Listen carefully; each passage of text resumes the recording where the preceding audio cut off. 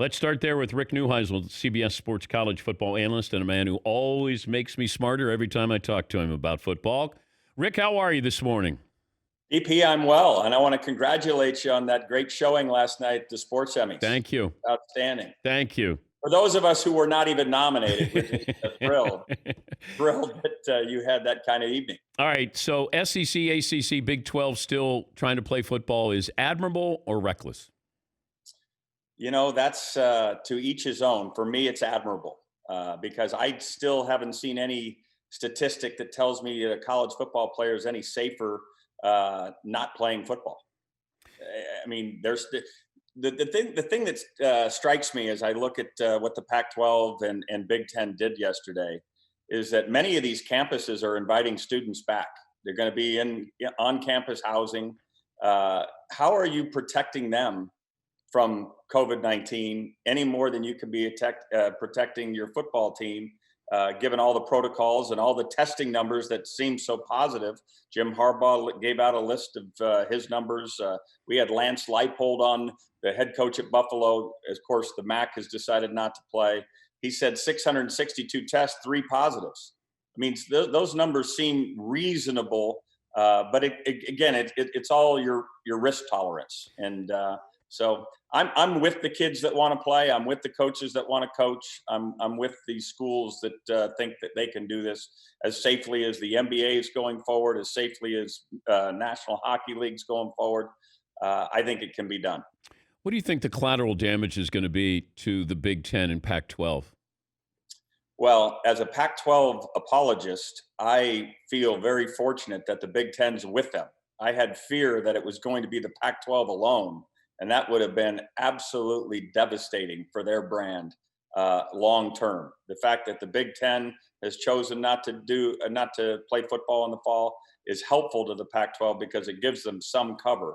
But I think what both those conferences have to do is tell us what happened in the 5 days or 6 days since the Big Ten released a schedule. What new medical information do they have?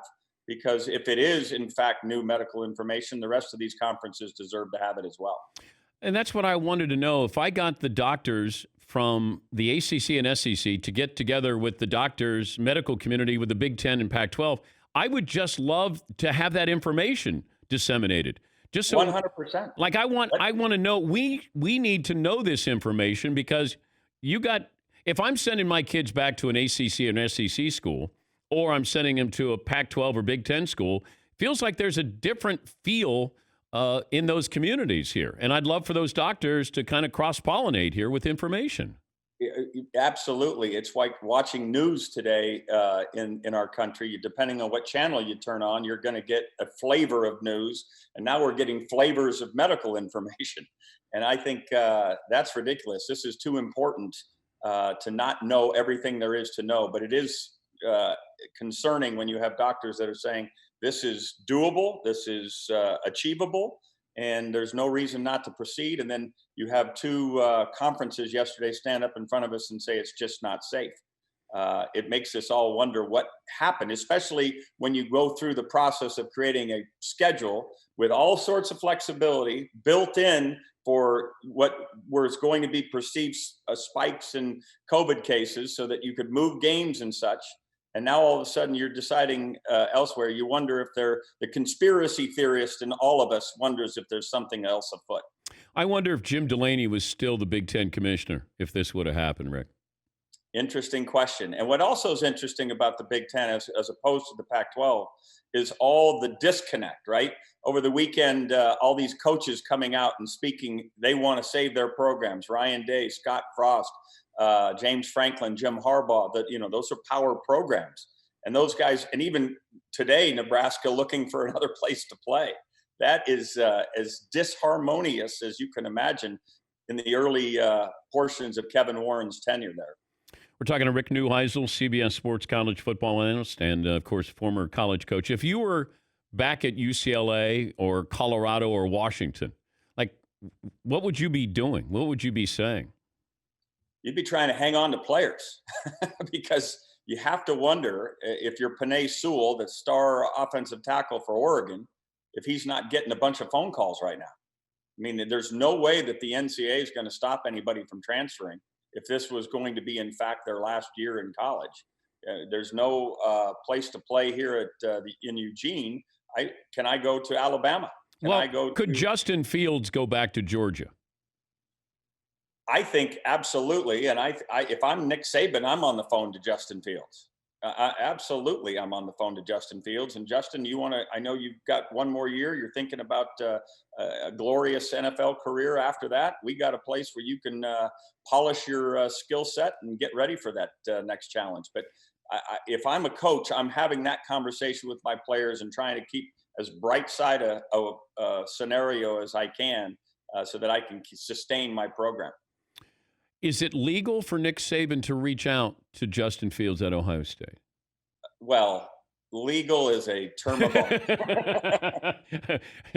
He won't do it directly. Okay. There is a third party, right? Okay. The coconut telegraph, if you will. How would you do it? How would you do it?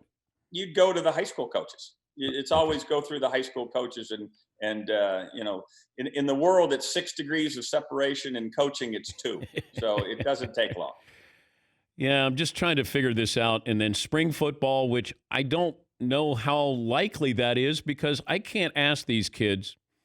Let's say you're a sophomore now and you're going to play in the spring and then you're going to play in the fall. I would just skip the spring and play in the fall if I thought I was going into the NFL, Rick. The likelihood of the Big Ten or Pac-12 playing spring football is what?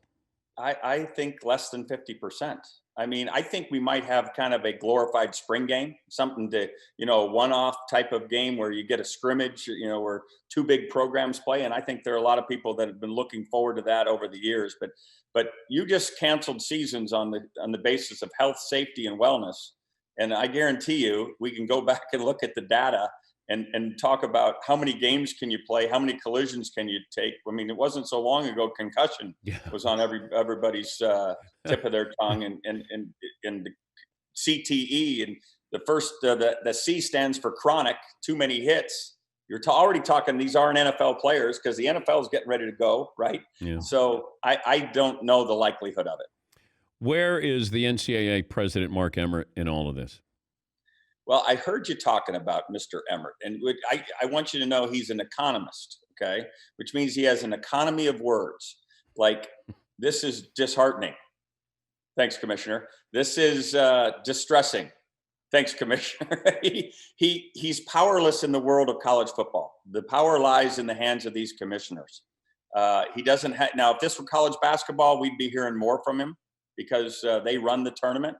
But in this particular case, especially with all these student activist groups out there, he's going to remain on the sideline in this deal. Good to talk to you. Hope you're well. I am well. And again, congratulations on that Emmy, man. Thank you. Awesome. No, yeah. No, we lost. I'm sorry. Yeah. I apologize. I got the wrong memo. Yeah, we kind of performed the way you did when you were at Colorado and UCLA. And See how you are. Wow. See how you are. Wow. Go ahead and rub it in. Thank you, Coach. All right, boys. Take care. That's Rick Neuheisel, CBS Sports college football analyst.